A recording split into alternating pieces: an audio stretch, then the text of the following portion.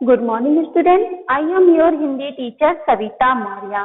बच्चों, आज मैं आपको कक्षा 3 विषय हिंदी पाठ 5 कौन सही नामक कहानी पढ़ाने जा रही हूँ। बच्चों, इस कहानी को आप ध्यानपूर्वक सुनिएगा और जो मैं बताऊं उसको भी ध्यान से सुनिएगा। तो बच्चों, पाठ का क्या नाम है? कौन सही। ठीक। और इस कहानी के कौन कौन से पात्र हैं बच्चों? आइए हम उनको देखते हैं। कौन कौन इसमें पात्र हैं? पात्र हाथी, बंदर, भालू। ये इस कहानी के 3 पात्र हैं, भालू, बंदर और हाथी। ये इन तीनों के ही इर्द गिर्द पूरी कहानी है। इसके मुख्य बिंदु हैं, हाथी पेड़ के नीचे बैठा था। इसमें क्या है पहले बच्चों?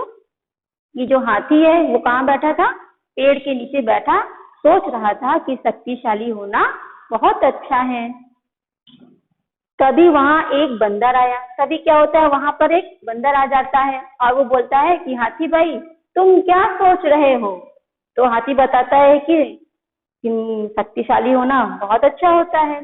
तो बंदर कहता है नहीं, तेज होना ज्यादा अच्छा होता है। फिर दोनों में क्या बहस होने लगती है। दोनों में क्या होने लगती है बच्चों? कि बहस होने लगती है। तो हाथी कहता है कि मैं सही हूँ और बंदर कहता है मैं सही हूँ। अब जब दोनों में ऐसे बहस होने लगती है तो कोई निर्णय नहीं हो पाया। तो उन दोनों की बहस से कोई भी निर्णय नहीं हो पाया। दोनों एक दूसरे की बात से सहमत नहीं थे। तभी भालू वहां आता है।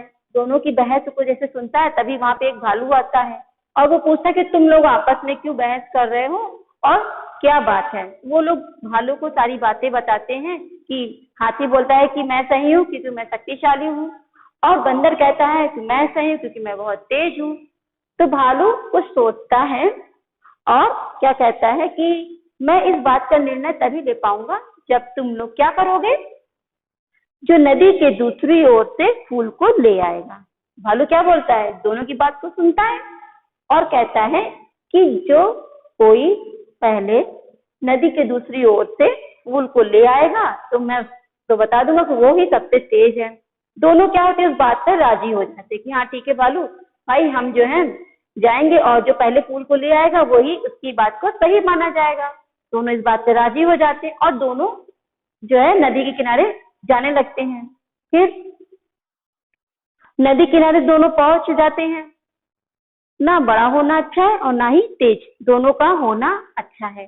तो जब दोनों नदी किनारे पहुंच जाते हैं तो क्या देखते हैं, नदी में बहुत बड़ी है, बहुत गहरी है, बंदर तो नदी पार नहीं कर पाता। तो वो क्या कहता है, तभी धीरे धीरे हाथी भी आ जाता है। तो वो क्या हाथी की पीठ पर बैठ जाता है और नदी को पार कर लेता है। जब नदी को पार कर लेता है तो जो हाथी है वो सोचता है कि मैं अपनी सूंड से फूल को तोड़ लूं, लेकिन फूल तो बहुत ऊंचाई पर था, वो उसको नहीं तोड़ पाता। लेकिन बंदर तो झट से पेड़ पे चढ़कर ऊंचाई से फूल को तोड़ लेता है। फिर इसी तरीके से दोनों वापस आते हैं और भालू को फूल देते हैं। तो भालू पूछता है, ये बताओ कि तुम लोग फूल कैसे ले आए? तो बंदर बताता है कि मैं नदी जो है हाथी की पीठ पर बैठ के पार किया, और हाथी बताता है कि फूल जो है बंदर पेड़ से तोड़ के लाया। तो जब दोनों की बात को सुनते हैं तो कहते अब समझ में आया कि कौन सही है। ना बड़ा होना अच्छा है ना तो तेज, बल्कि दोनों का होना अच्छा है। ठीक, तो दोनों का होना अच्छा, ये बात दोनों को समझ में आ गई। अगर क्या क्या कहते हैं, बंदर जो है अकेला जाता तो नदी में डूब जाता, और अगर क्या कहते हैं हाथी अकेले जाता तो पेड़ से वो तोड़ ही ना पाता क्योंकि बहुत ऊंचाई पर था। इसीलिए भालू बोलता है ना तो क्या कहते हैं बड़ा होना अच्छा है और ना ही तेज, बल्कि दोनों का साथ होना अच्छा है। तो बच्चों, आपको ये चीज समझ में आ ही गया होगा। अब हम आगे बढ़ते हैं और समझते हैं इस पाठ का सार क्या था, सारांश क्या था।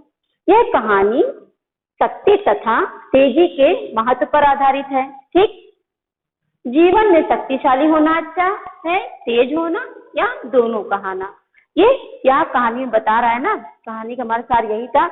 हमने जब पूरी कहानी पढ़ी तो उसका यही छोटा सा सार निकलता है कि ना तो बहुत तेज होना अच्छा है ना तो बहुत ज्यादा शक्तिशाली होना ज्यादा अच्छा है, बल्कि दोनों का होना ही अच्छा होता है। तो बच्चों, ये चीज पाठ का सारांश आपको समझ में आ गया।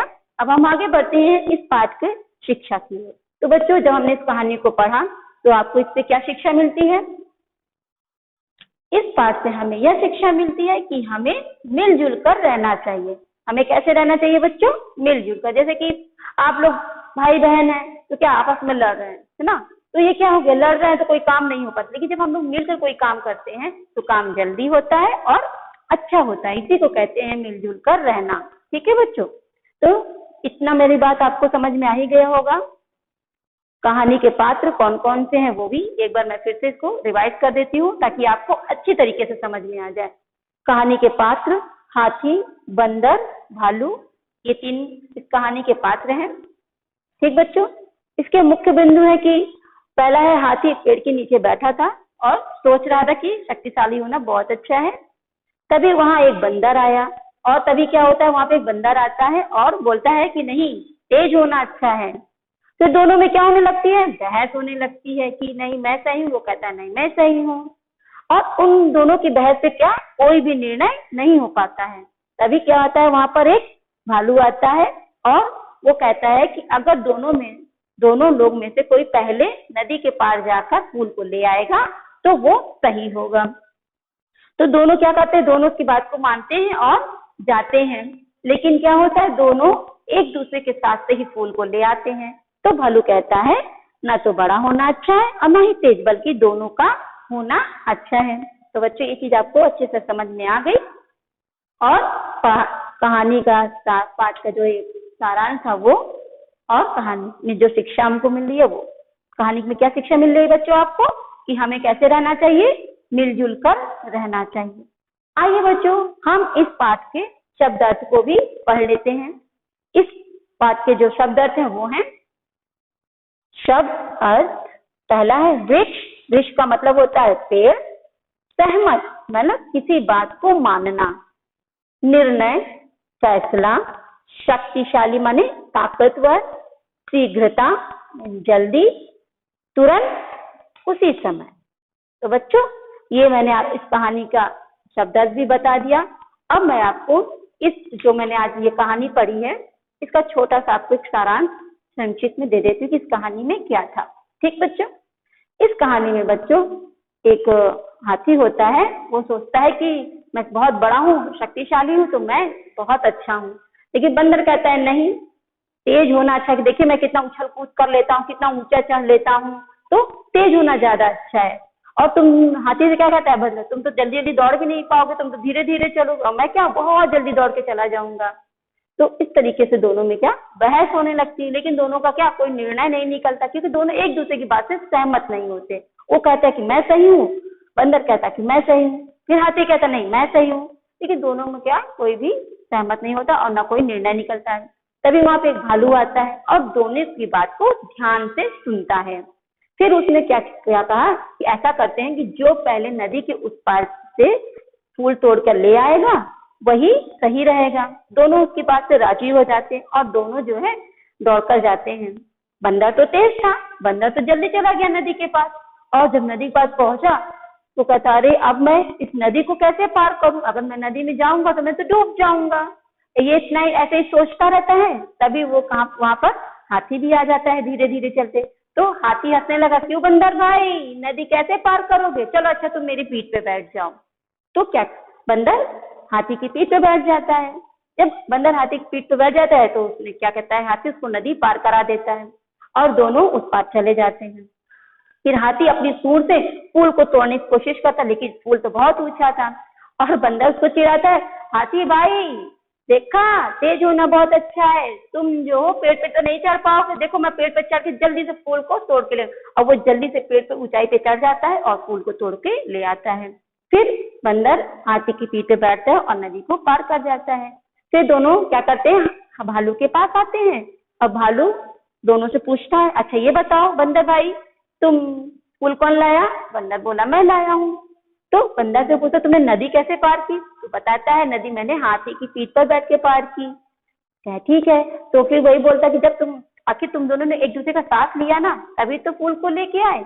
तो इस बात से दोनों को सहमत हो जाते हैं और वो समझ जाते हैं कि ना तो शक्तिशाली होना अच्छा है, ना तो बहुत तेज होना, बल्कि दोनों का मिलकर रहना अच्छा होता है। तो बच्चों ये आज आपको ये लेसन अच्छी तरीके से समझ में आ ही हो गया होगा। ये लेसन यहीं पे समाप्त होता है। तो बच्चों इस लेसन में बस इतना ही।